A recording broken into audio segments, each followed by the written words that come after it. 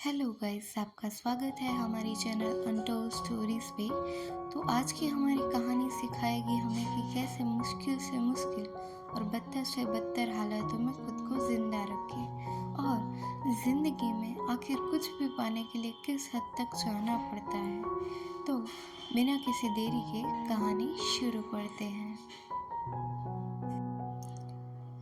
कहानी शुरू होती है और हम एक लड़के को सड़क पे किसी का खून साफ करते देखते हैं। आखिर किसका है ये खून और ये लड़का क्यों उसे साफ कर रहा है, थोड़ी ही देर में हमें पता चल जाएगा। नो सीन यहाँ से शिफ्ट हो जाता है और हम पहुँच जाते हैं प्लेन में। यहाँ पे किम अपना देश छोड़ के बेल्जियम जाना चाहता है, पर क्यों नहीं पता।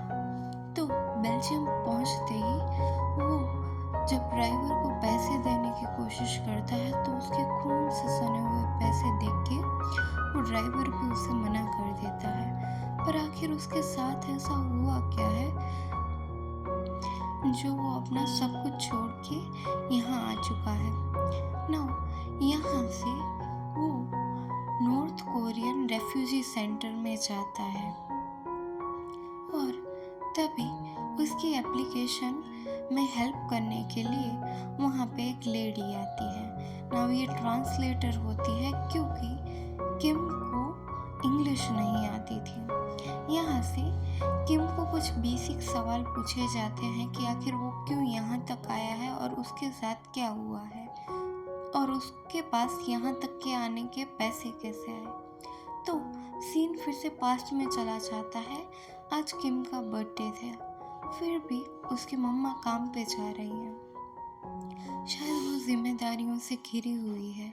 तभी किम बताता है कि अगर उस रात वो उस छोटे बच्चे को बचाने के लिए उन झगड़ों में ना पड़ता तो आज उसकी मम्मा को अकेले काम नहीं करना पड़ता।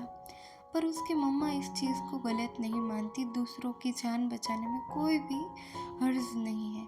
वो किम को बर्थडे विश कर देती है और यहाँ से अपने काम में चली जाती है। अब ये बेसिकली बार कम कैफ़े होता है जहाँ पे किम की मम्मा को बहुत ज़्यादा हार्ड वर्क करना पड़ता है और तभी उसकी मुसीबतें बढ़ाने के लिए कुछ पुलिस ऑफिसर भी वहाँ आ जाते हैं। ना किम की मम्मा पहले तो इस चीज़ को अवॉइड करने की कोशिश करती है और वहाँ का ओनर भी उसकी हेल्प करने की कोशिश करता है, पर बदकिस्मती से तभी वहाँ पे पुलिस आ जाती है और इन दोनों को साथ में देख के वो यहाँ से भागना शुरू कर देते हैं। नाउ सीन फिर से प्रेजेंट में आता है जहाँ पे वो जो हेल्पर होती है ट्रांसलेटर, वो उसे बताती है कि किम की नेक्स्ट डेट फरवरी में है, which means almost next year, यानी कि उसे कुछ महीनों सरवाइव करना है। वो पहले तो कुछ समझ नहीं पाता, पर यहाँ से वो एक हॉस्टल में जाता है। वहाँ पे जब वो फ्रेशन अप होने ही जाता है तभी उसके बेड पे कुछ लोग आके वहाँ पे इंटीमेट होने लगते हैं।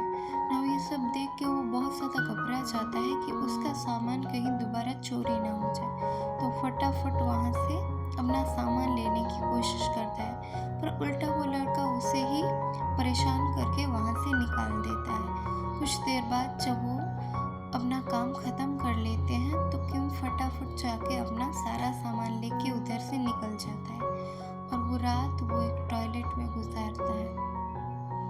पर आखिर वो कैसे इतने दिनों तक खुद को जिंदा रखेगा, उसके लिए वो एक कूड़े में से कुछ सामान कलेक्ट करने लगता है। तभी वो एक अंकल को देखता है जो ग्लास बॉटल सेल करके कुछ पैसे कमा रहे हैं। तो नेक्स्ट डे से वो ज़्यादा से ज़्यादा बॉटल्स कलेक्ट करके कुछ पैसे कमाता है ताकि वो एटलीस्ट एक वक्त तक खाना खा पाए। उसकी लाइफ ऐसे चल ही रही होती है। तभी एक रात अचानक ठंड की वजह से जब वो एक आग के करीब जाता है तो वो लोग उसे बुरी तरह मारते हैं और फिर उसका सामान भी पानी में फेंक देते हैं। ना जब ये अपना सामान पानी में से लेने जाता है वो खुद भी पानी में गिर जाता है।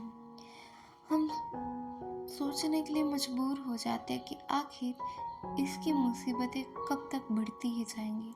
बड़े मुश्किल से वो खुद को संभालता है और एक लॉन्ड्री में चला जाता है। वहाँ पे उसके पास पैसे तो नहीं थे अपने कपड़े सुखाने के लिए, पर उसी के कोने में वो बस जाता है और आँख लगते ही उसे अपना पास्ट लाइफ फिर से याद आने लगता है कि उसकी माँ उसकी जान बचाने के लिए उसको साथ में लेके भागी थी, पर उसे नहीं पता था कि ये उनका आखिरी सफ़र है।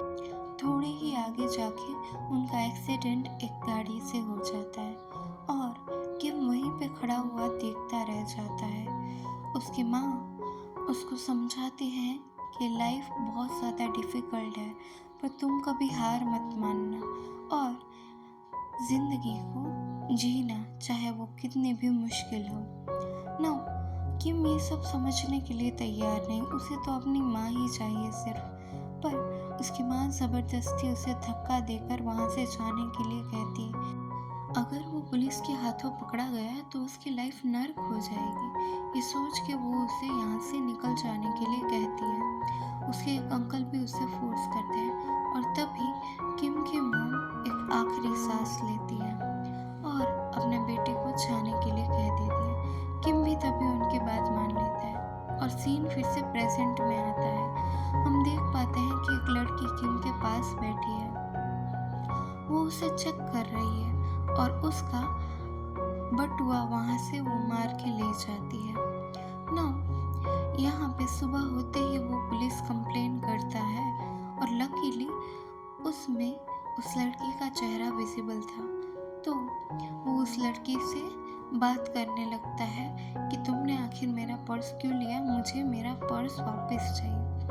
हालांकि उस लड़की का इन चीज़ों पे कोई खास असर नहीं हो रहा था, तो वो गुस्से में उसे बताता है कि उसके लिए वो भले ही एक पर्स हो, पर वो पैसे उसके लिए बेहद इम्पॉर्टेंट है। वो पैसे उसने अपनी माँ की लाश बेच के पाए थे, तो वो कैसे भी करके अपने पैसे उसे दे वापस। सीन फिर से पास्ट में जाता है और हमें पता चलता है कि किम के अंकल ने किम की मम्मा की परमिशन लेके उनकी लाश हॉस्पिटल को एक्सपेरिमेंट के लिए बेच दी थी। ये सुन के किम को बहुत गुस्सा आता है, पर उसके अंकल उसे समझा देते हैं। यहाँ से किम जाता है अपनी माँ का खून साफ करने। वो यहाँ पे जी भर के रोता है कि आखिरकार उसका इकलौता सहारा इस दुनिया से जा चुका है। और ये सब देख के वो लड़की भी थोड़ा पसीज जाती है। वो कहती है कि तुम पुलिस वालों को बोलना कि मैंने तुमसे सिर्फ $30 लिए हैं, तो वो मुझे जाने देंगे और वापस मैं तुमको तुम्हारे पैसे दे दूँगी। यहाँ से निकलते एक आदमी आके किम को कुछ पैसे देने लगता है, पर मैरी यानी कि वो चोर लड़की इस चीज़ से मना कर देती है। तब हमें पता चलता है कि ये और कोई नहीं, मैरी के डैड है जो अपनी बेटी के गुनाह की भरपाई कर रहे हैं। यहाँ से मैरी जाती है अपने फ्रेंड के पास जिसने उसको अपना चुराया हुआ बटुआ दिया था ना। अभी इसका फ्रेंड तो क्लियरली इसको मना कर देता है कि चोरी का माल कभी वापस नहीं आएगा, पर वो उसे समझाती है कि वो पर्स उसके लिए बहुत ज़्यादा इम्पोर्टेंट है। तो उसका फ्रेंड उसको एक टूर्नामेंट में पार्टिसिपेट होने के लिए बोलता है, जिसके बाद ही वो उसका बटुआ उसे लौटाएगा। पर ये सब चीज़ें किम को कहाँ समझ आती। किम तो उतर जाता है लड़ने के लिए, पर वो वीक है, वो नहीं लड़ सकता इन गुंडों से। ये जान के मैरी उसकी हेल्प करती है और उसे वादा करती है कि एक वीक में वो उसको उसका बटुआ लौटा देगी। किम भी उसकी बात मान लेता है और यहाँ से ये लोग मैरी के घर जाते हैं। वहाँ पे एक एड्रेस देती है जहाँ से उसको कुछ काम भी मिल सके। तो नेक्स्ट मॉर्निंग किम चला जाता है उसी जगह पे जहाँ का एड्रेस मैरी ने उसको दिया था। वहाँ पे जाते ही लकीली उसको नौकरी तो मिल जाती है, पर यहाँ के कुछ रूल्स थे जिसके अकॉर्डिंग किम को ऐसा बताना पड़ता है कि वो कोरियन नहीं बल्कि चाइनीज़ है। तो वो अपना पेट पालने के लिए ये झूठ भी बोलने को तैयार हो जाता है। नाउ काम पे जाते ही कुछ लोग भी वहाँ उसे परेशान करते हैं, पर वहाँ की एक चाइनीज़ औरत उसकी हेल्प करती है और उन दोनों के बीच अच्छी बॉन्डिंग भी हो जाती है।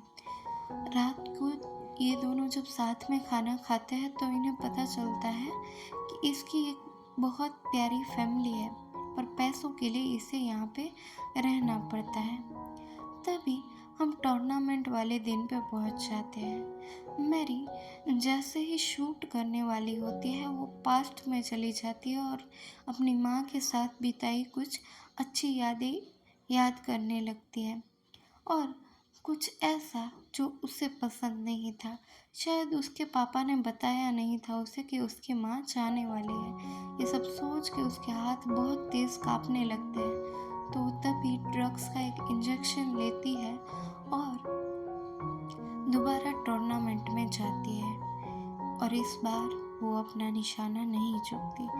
ये देख के सभी सरप्राइज हो जाते हैं कि आखिर किसी का निशाना इतना एक्यूरेट कैसे हो सकता है, और उसका जो फ्रेंड कम बॉस था वो भी बहुत ज़्यादा खुश हो जाता है कि उसको उसकी डील मिल जाएगी, और वो मैरी को उसका बटुआ वापस करता है। मैरी उसमें देखती है कि किम और उसकी मम्मा की कुछ यादें उसमें घिरी हुई थी।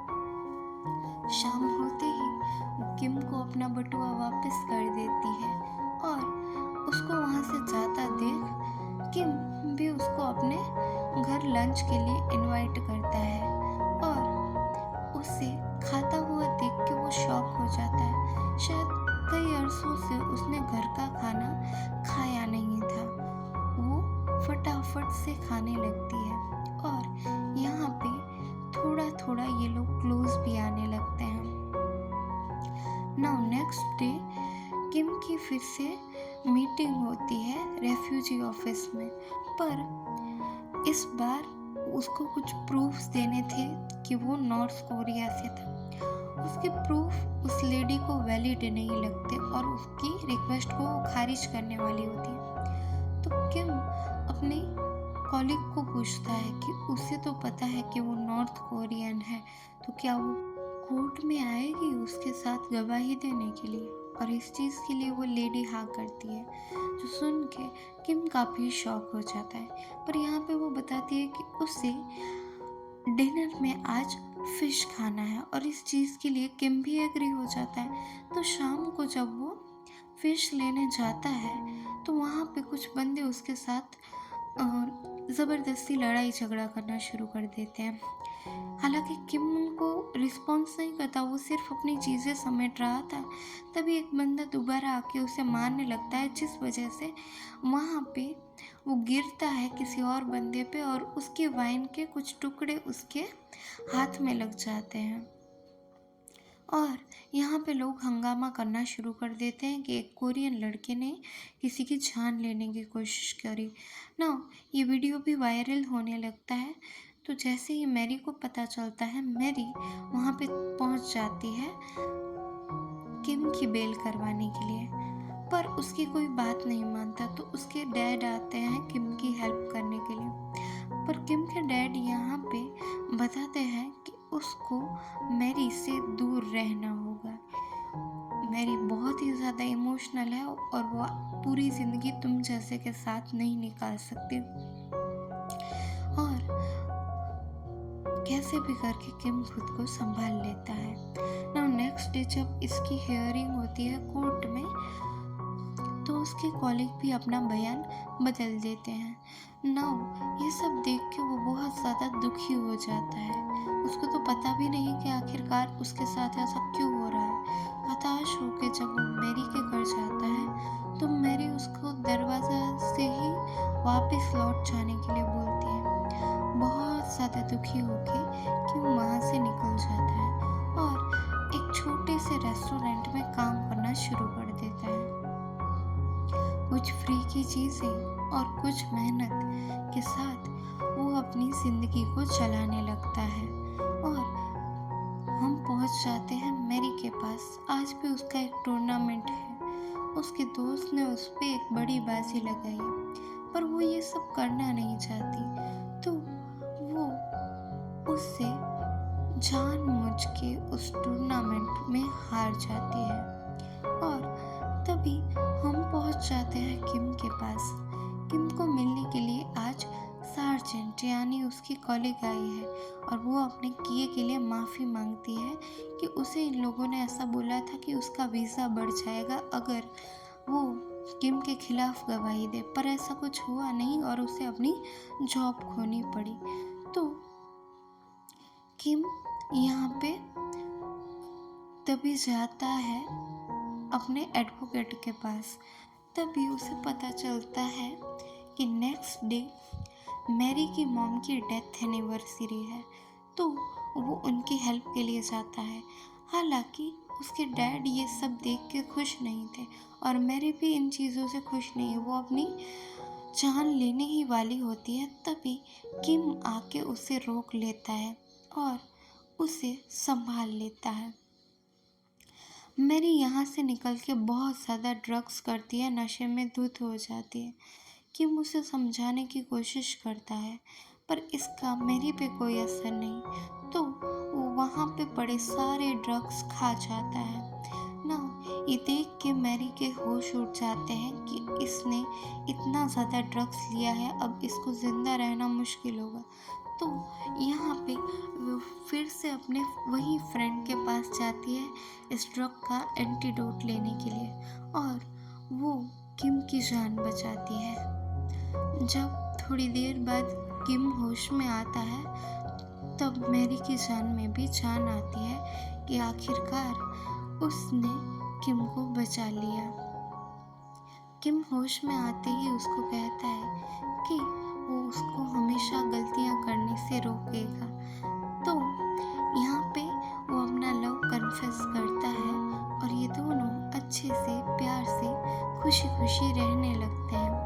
अपनी लाइफ के बारे में कुछ वो उसको बताते हैं और एक दूसरे के और करीब हो जाते हैं ना।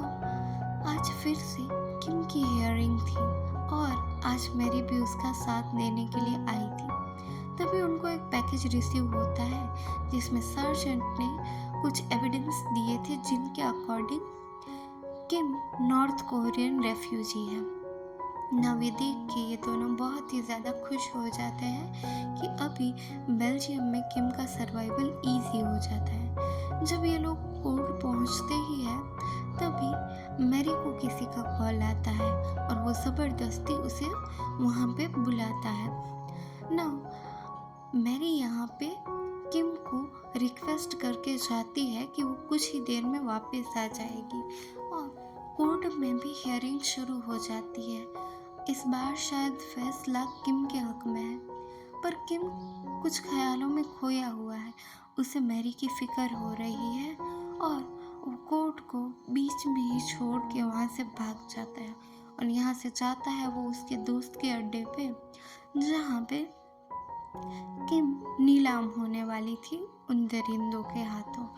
पर तभी उसका जो दोस्त होता है वो फायरिंग शुरू कर देता है। इस हादसे में कुछ लोगों की जान जाती है और उसका दोस्त उसे कहता है कि वही उसको बचा सकता है, पर तभी किम आता है और उसको ये गलती दोबारा करने से रोक लेता है।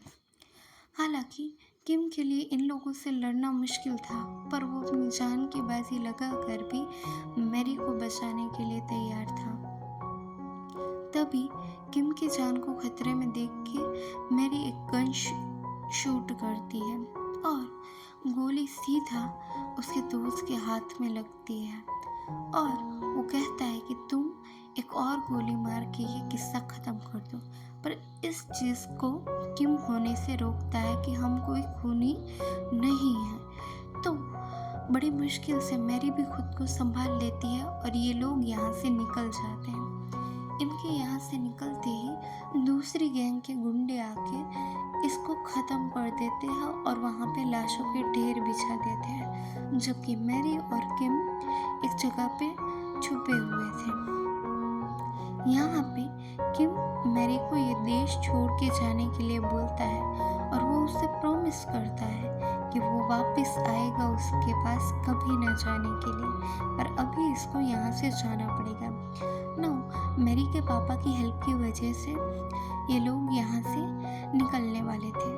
एयरपोर्ट पहुँच के मैरी अपने किए हुए बुरे बिहेवियर के लिए अपने पापा से माफ़ी मांगती है कि आखिर कहीं ना कहीं तो उसे भी पता था कि उसकी मम्मा जाने वाली है, और उसकी मम्मा भी बोलती है कि वो रोज़ मौत का इंतज़ार करके थक चुकी है, तो वो मैरी को कुछ टाइम के लिए दूर भेज दे और अपनी लाइफ की नई शुरुआत करे। मैरी अपने डैड से सुलह कर लेती है और वो यहाँ से जाने का फैसला करती है, पर वो किम को देखते हुए कैसे जाए, तो किम उसे प्रॉमिस करता है कि ये यादें तो कुछ नहीं, वो ज़िंदगी की बहुत सारी यादें उसके साथ ही मनाना चाहता है। वो साथ में वर्ल्ड टूर करेंगे और बहुत ही ज़्यादा खुशी से रहेंगे। तो ये वादा लेके मैरी किम को हक करती है और छोड़ देती है वो बेल्जियम को, और सीन फिर से शिफ्ट हो जाता है। हम कई सालों बाद किम को देखते हैं, पर आज ये वो डरा सहमा घबराया हुआ किम नहीं है। इसके चेहरे पे एक हल्की सी मुस्कान है और इसने खुद को काफ़ी ज़्यादा बदल लिया है। इसका खुद का एक रेस्टोरेंट है जहाँ से आज वो मैरी के डेट को एक लेटर लिखता है, जिस लेटर में वो लिखता है कि मेरी मम्मा ने कभी मुझे रुकना या हारना नहीं सिखाया। मैं हमेशा आपकी बेटी को प्यार करता था। माना मुझ में थोड़ी कमियां थी, पर आपकी बेटी को मैं बहुत प्यार करता हूँ और हमारे लिए उतना ही काफ़ी है। ना यहाँ पे किम अपनी माँ के साथ भी कुछ अच्छी यादों को याद करता है और ज़िंदगी में आगे बढ़ने की ओर आगे आ जाता है। नाउ यहाँ से वो एक मोरक्को नाम के कंट्री में जाता है जहाँ पे एक लड़की उसका इंतज़ार कर रही थी। उसको देखते ही वो उसको प्यार से हक कर लेता है और यहाँ से किम और मैरी की न्यू जर्नी शुरू हो जाती है। आज के लिए बस इतना ही। Thanks for watching.